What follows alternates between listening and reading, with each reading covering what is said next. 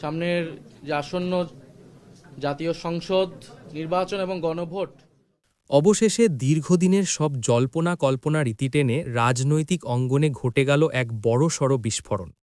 জামায়াতে ইসলামী জোটে যোগ দিয়েছে জাতীয় নাগরিক পার্টি এনসিপি।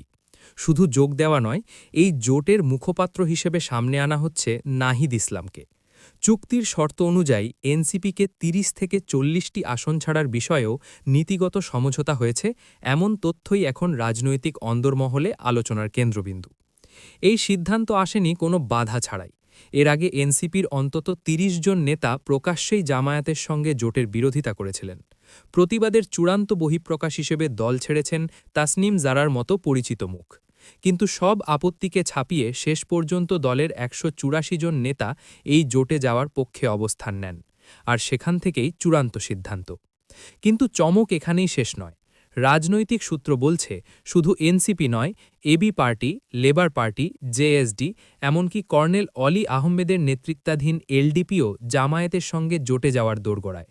যদি এই হিসাব বাস্তবে রূপ নেয়, তাহলে আসন্ন নির্বাচনে জামায়াতে ইসলামী নেতৃত্বাধীন জোটই হয়ে উঠতে পারে সবচেয়ে শক্তিশালী রাজনৈতিক শক্তি।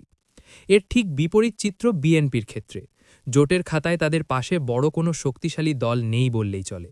অনেক শরিক দলের শীর্ষ নেতারা নিজের দল কার্যত বিলুপ্ত করে ধানের শীষ প্রতীকেই নির্বাচনে যাওয়ার সিদ্ধান্ত নিয়েছেন। ফলে জোট হিসাবে বিএনপির শক্তি প্রশ্নের মুখে। এই মুহূর্তে রাজনৈতিক বিশ্লেষকদের বড় অংশ মনে করছেন, বিভিন্ন মতাদর্শের দল নিয়ে গঠিত এই জামায়াত জোটই এখন সবচেয়ে প্রভাবশালী সমীকরণ। তারা সরকার গঠন করতে না পারলেও সংসদে একটি শক্ত বিরোধী শক্তি হিসেবে উপস্থিত থাকার বাস্তব সম্ভাবনা তৈরি হয়েছে। তবে এখানেই রয়েছে বড় ঝুঁকি। এতগুলো দলকে আসন ছাড়তে গিয়ে জামায়াতকে নিজেদের অনেক আসন ত্যাগ করতে হতে পারে। এতে মোট ভোটের হিসেবেও প্রভাব পড়বে। এমনকি উচ্চকক্ষেও প্রতিনিধি কমে যাওয়ার আশঙ্কা আছে। তবুও রাজনৈতিক বিশ্লেষকদের মতে বিএনপিকে কঠিন চ্যালেঞ্জে ফেলতে এমন একটি বিস্তৃত জোট সময়ের দাবি ছিল। সব মিলিয়ে রাজনীতির বোর্ডে ঘুঁটি এখন নতুন করে সাজানো হচ্ছে। এই নতুন জোট শেষ পর্যন্ত কোন দিকে মোড় নেয়, সেটাই এখন দেখার বিষয়।